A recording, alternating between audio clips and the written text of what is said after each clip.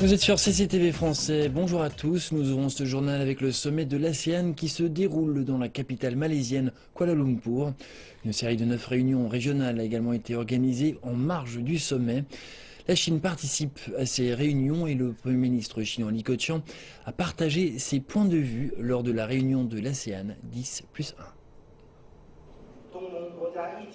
Le Premier ministre chinois Li Keqiang a félicité le rôle de l'ASEAN dans la coopération régionale. Il a également salué les relations entre la Chine et les pays membres de l'ASEAN. La Chine a toujours vu les relations du pays avec les nations de l'ASEAN comme une priorité dans ses relations avec ses voisins. La Chine soutient fermement le processus d'intégration et de communauté et son rôle central dans la coopération régionale. L'an prochain marque le 25e anniversaire de l'établissement des dialogues Chine-ASEAN.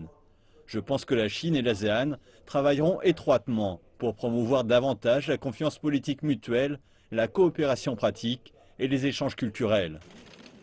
Li Keqiang a félicité les stables relations commerciales entre la Chine et l'ASEAN lors de son discours.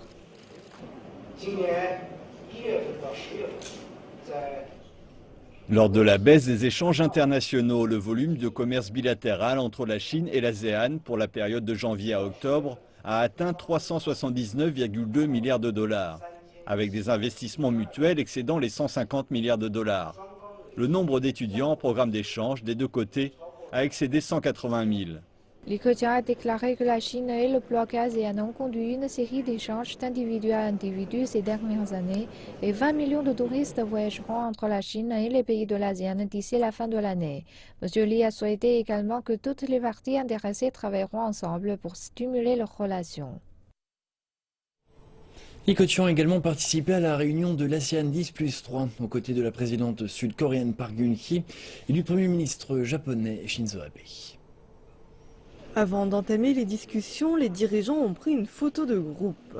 Le Premier ministre chinois a déclaré que l'Asie du Sud-Est reste la région du monde la plus dynamique en termes de croissance économique, malgré le ralentissement économique mondial. Il a déclaré que les conflits régionaux, le terrorisme, les crises des migrants et les catastrophes naturelles empêchent le développement économique, soulignant ainsi le besoin de créer un environnement stable et pacifique dans la région comme base de croissance. Il partagera ses points de vue avec les dirigeants lors de la réunion sur la coopération entre l'ASEAN et la Chine, le Japon et la Corée du Sud. La 6e réunion des dirigeants de la Chine, du Japon et de la Corée du Sud a été tenue plus tôt ce mois-ci à Séoul, capitale de la Corée du Sud, traçant l'empreinte bleue pour le développement des relations trilatérales.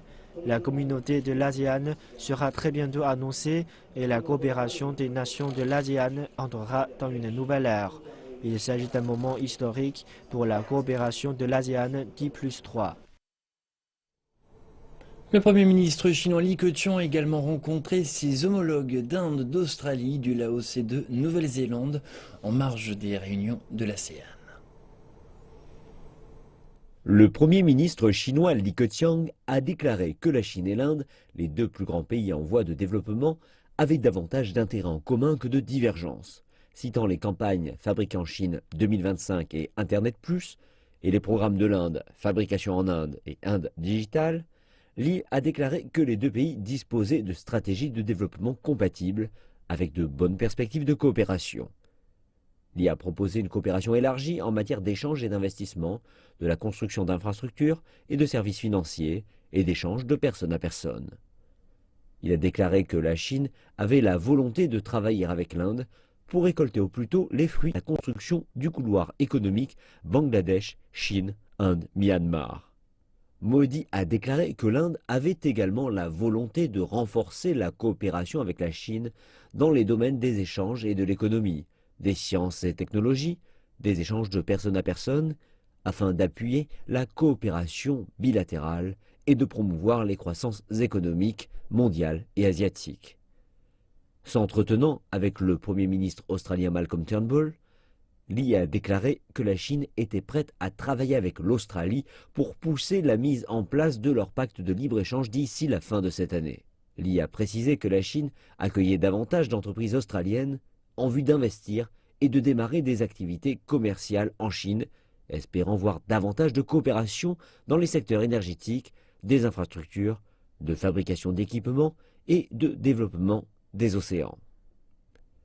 Turnbull a déclaré que l'accord de libre-échange constituait une étape importante vers des liens bilatéraux et apportait des bénéfices tangibles aux deux peuples.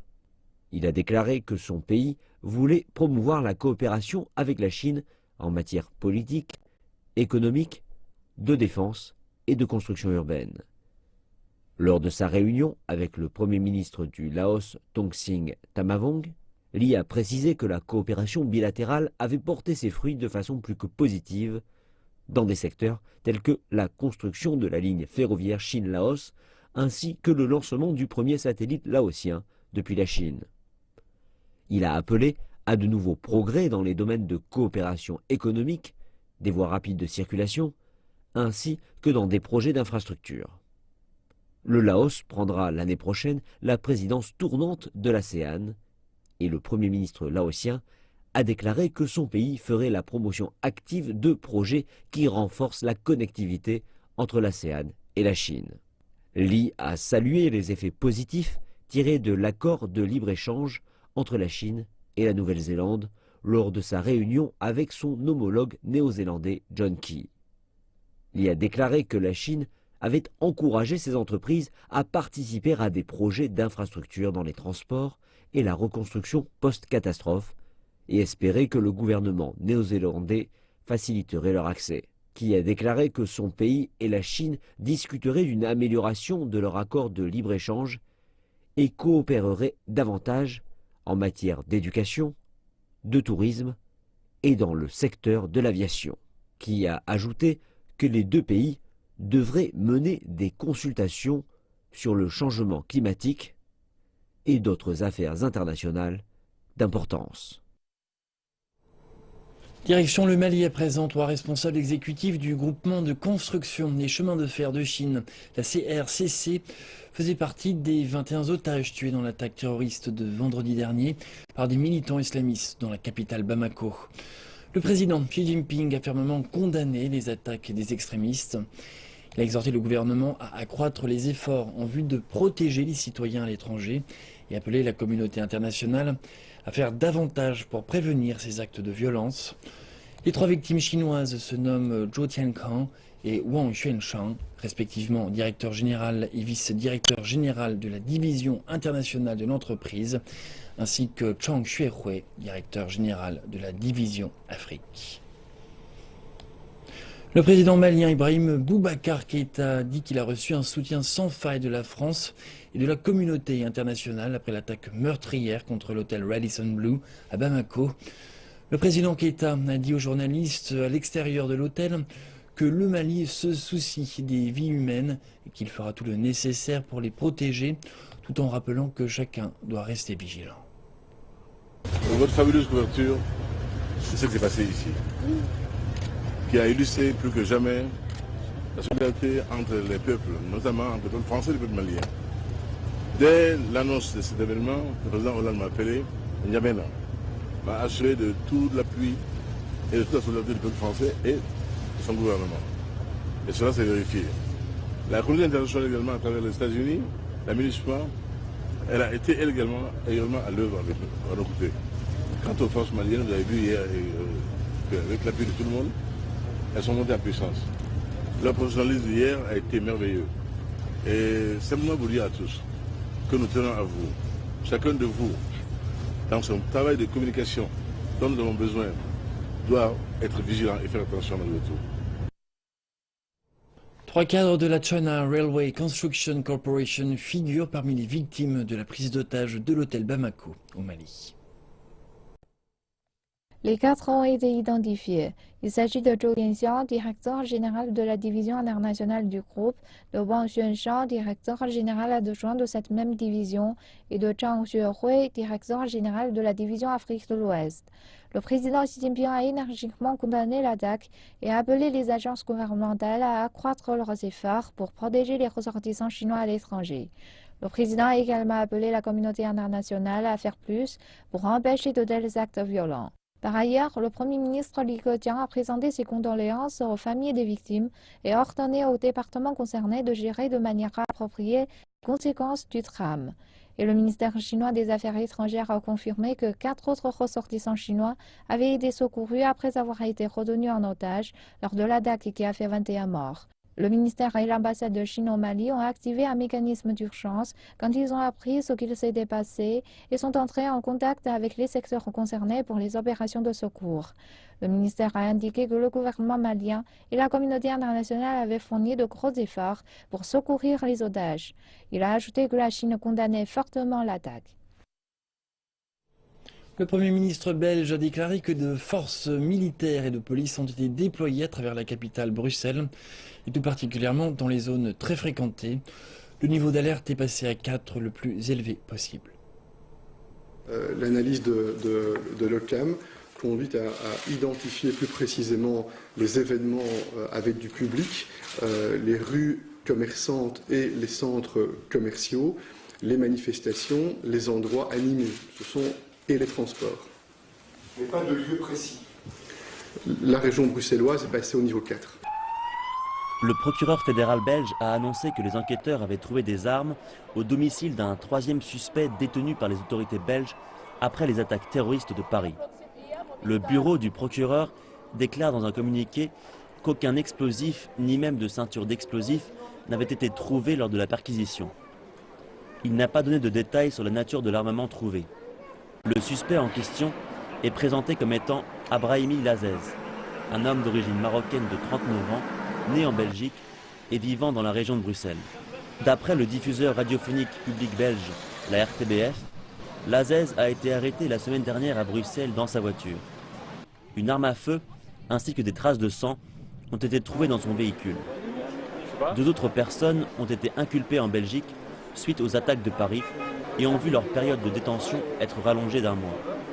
Il s'agit d'Hamza Atou, 21 ans, et de Mohamed Amri, 27 ans. L'ancien président sud-coréen Kim Young-sam est décédé dimanche matin à l'âge de 88 ans. Il occupa le poste de président entre 1992 et 1998. D'après l'hôpital universitaire national de Séoul, M. Kim souffrait d'une sérieuse infection sanguine. Il avait été hospitalisé dès jeudi pour une forte fièvre. Kim Young-sam s'était présenté en 1987 aux premières élections présidentielles libres du pays. 5 ans plus tard, il remportait les élections présidentielles. Sous sa présidence, une série de réformes destinées à combattre la corruption avait été mise en place. Son mandat fut marqué par 2 événements majeurs. D'abord en 1994, lors de la première crise nucléaire avec la Corée du Nord, puis en 1997-98, lors de la crise financière asiatique qui le poussa à accepter pour son pays un soutien financier de 58 milliards de dollars de la part du Fonds monétaire international. Le yuan chinois est devenu la seconde monnaie la plus utilisée dans les échanges commerciaux dans le monde. Il devrait faire son entrée dans le panier de monnaies de référence du SDR, qui compte déjà le dollar américain, l'euro, le yen japonais et la livre sterling. Le président chinois Xi Jinping a déclaré que cela allait perfectionner le système actuel et stabiliser la structure financière mondiale. Voici le siège de la Banque de Chine à Londres.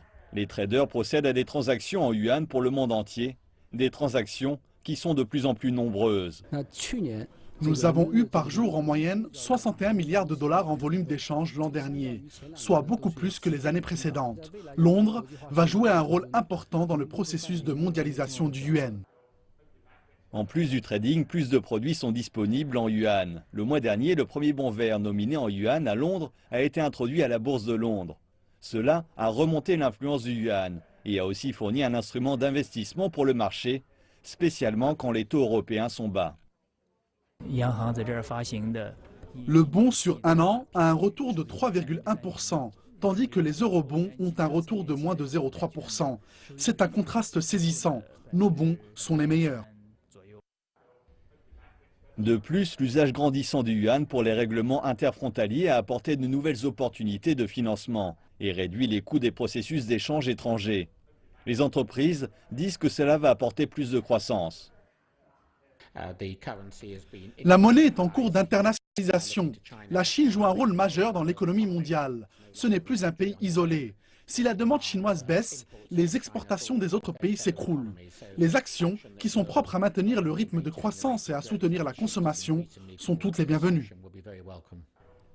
Le Fonds monétaire international a dit la semaine dernière que le yuan possède les critères requis pour être inclus dans le panier des droits de tirage spéciaux, qui est un mécanisme permettant aux participants de renforcer leurs réserves en cas de besoin. Le président chinois Xi Jinping a salué l'initiative, disant qu'elle allait renforcer le système mondial et la stabilité financière. Le président chinois Xi Jinping a souligné au sommet des PDG de l'APEC que la Chine allait continuer à ouvrir son économie. Le secteur de l'assurance joue un rôle majeur dans cette politique d'ouverture. Les compagnies d'assurance étrangères bénéficient quasiment du même traitement que les compagnies locales. L'Australien In Xiaosong a été parmi les premiers assureurs à se lancer sur le marché chinois. Il est de fait un témoin privilégié de l'évolution du secteur chinois de l'assurance. Nous bénéficions désormais de quasiment le même traitement que les compagnies d'assurance locales, en particulier dans des domaines tels que l'assurance vie et d'assurance, et également en termes de type de couverture, de région et de ligne de produits. Les différences s'amenuisent. Swiss Re fait partie des premières compagnies étrangères à s'être implantées sur le marché chinois. Elle est actuellement leader de la réassurance en Chine, où à ses yeux, la marge de développement est encore immense. Le rythme est l'un des caractéristiques. Le modèle de développement que nous avons eu ces dernières années n'est pas comparable avec celui des autres marchés. Il existe de nombreux marchés qui ont connu une forte croissance, mais pas à l'échelle de la Chine. Je peux vous donner plusieurs exemples si vous voulez. Nous avons déployé un système d'enregistrement en ligne et la semaine dernière, nous avons enregistré notre millionnaire sur ce système. Et dans les autres marchés où nous avons ce système, cela se compte en milliers. Ça illustre bien la différence d'échelle et de demande également. Il nous revient de satisfaire cette demande. Les compagnies d'assurance étrangères ont depuis 2012 pleinement accès au marché de l'assurance automobile, ce qui a représenté un tournant après l'accession de la Chine à l'Organisation mondiale du commerce en 2001. 56 compagnies d'assurance étrangères, originaires de 16 pays, se sont récemment implantées en Chine. Et ce mouvement semble loin d'être terminé. Presque toutes les grandes puissances considèrent l'aide étrangère comme un moyen de montrer leur capacité et leur sens des responsabilités en ce qui concerne leurs obligations internationales. Ces dernières années, la Chine a pris des engagements forts concernant l'aide extérieure. La Chine et un certain nombre de pays africains ont forgé des relations intenses et sont devenus d'indéfectibles amis. Quand l'épidémie de virus Ebola a éclaté en mars 2014, la Chine avait été à l'avant-garde du soutien médical aux pays affectés. Il s'agissait du plus grand programme d'aide médicale jamais mis en place par la Chine à ce jour, qui a ouvert un nouveau chapitre dans l'histoire de l'amitié sino-africaine et de l'aide internationale. Ebola n'est pas un virus nouveau. Il est déjà apparu plusieurs fois depuis 1976. Mais l'épidémie de 2014, dans des pays comme la Guinée, le Libéria et la Sierra Leone, est très inhabituelle. En 2014, l'OMC a déclaré l'état d'urgence international. En quelques mois, l'épidémie a fait des milliers de morts. L'OMS a tiré la sonnette d'alarme et la Chine a immédiatement déployé toute l'aide humanitaire d'urgence nécessaire. La situation est assez sévère au-delà des capacités des pays affectés. Le temps, c'est la vie. La communauté internationale doit agir maintenant. Cet été, l'efficacité de la Chine a provoqué l'admiration dans le monde entier. Le gouvernement chinois a loué 23 avions, volant à travers 3 continents et dans les espaces aériens de 18 pays, pour transporter médicaments, matériel médical, vêtements protecteurs et thermodétecteurs. Pour ces nations africaines, cette aide a été cruciale. L'OMS a salué les actions de la Chine.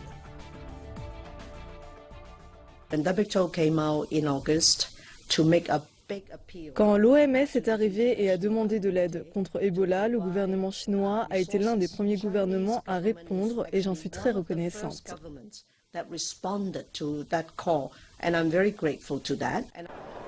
Il s'agissait de la plus grande opération humanitaire menée par la Chine à l'étranger jusqu'à ce jour, car la crise elle-même était d'une ampleur sans précédent. Plus de 1000 experts et personnels médicaux de l'armée ont été envoyés dans ces pays au péril de leur vie pour soigner les malades. En septembre 2014, la Chine a acheminé en Sierra Leone un laboratoire de biologie P3, le seul centre de traitement Ebola du genre, dirigé par un pays étranger au Libéria. Les équipes médicales chinoises en Guinée, Libéria et Sierra Leone sont restées sur place malgré l'épidémie. De nombreux patients étaient dans des situations critiques quand les Chinois sont arrivés. Mais grâce à leurs bons soins, ils ont pu guérir. Le personnel médical chinois a forgé un lien affectif avec la population locale qui a beaucoup ému les dirigeants de ces pays.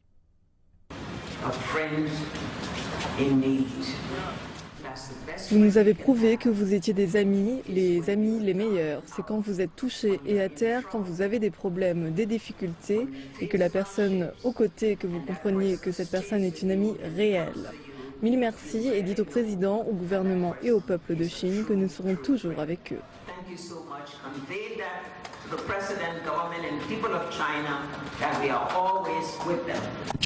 China is the first country that sent items to us. La Chine a été le premier pays à avoir envoyé de l'aide médicale, et même avant l'épidémie, car quand elle a été annoncée, nous étions dans un état d'impréparation. Even as we were in the state of preparedness, they provided us with support. Le ministre des Affaires étrangères d'une grande puissance, la première puissance du monde comme la Chine, ne se déplace pas n'importe comment. Donc pour nous, c'est un grand signe que la coopération entre la Chine et la Guinée va aller en se renforçant. 4 cargaisons d'aide humanitaire et plus de 1200 experts chinois et personnel médical ont laissé la marque de la Chine en Afrique. En septembre 2015, l'OMS a déclaré que l'épidémie se terminerait avant la fin de l'année. Mais les efforts de la Chine ne vont pas cesser pour autant. La Chine communique avec les nations africaines affectées pour préparer la reconstruction après l'épidémie et sur d'autres sujets de coopération. La Chine va continuer à jouer un rôle constructif dans le développement et la revitalisation de ces pays. La lutte contre Ebola a démontré le sens des responsabilités de la Chine en tant que grande puissance. Et ce genre d'aide est de plus en plus précieux avec les catastrophes qui se sont multipliées ces dernières années. Le champion de Chine de football en titre, le Guangzhou Evergrande, a remporté la Ligue des champions de l'AFC en battant samedi à domicile le club Al Ahly des Émirats arabes unis lors du match retour de la finale. Le 7 novembre dernier, lors du match aller, les deux clubs s'étaient quittés sur un score nul et vierge à Dubaï. Samedi soir, le buteur vedette de l'Evergrande, le Brésilien Elkson, a marqué le but de la victoire à la 54e minute après avoir récupéré une passe en profondeur, triblé un défenseur central et envoyé le ballon en pleine lucarne. Le défenseur central de l'Al Ahly, Kamis Salmin, a reçu un carton rouge à la 66e minute. Le Guangzhou Evergrande avait déjà remporté la Ligue des champions de l'AFC en 2013 sous le règne de l'entraîneur italien légendaire Marcello Lippi. Le club est désormais entraîné par le Brésilien Felipe Scolari. Et c'est la fin de cette édition. Merci de votre attention. Je vous retrouve tout à l'heure pour Africa Info.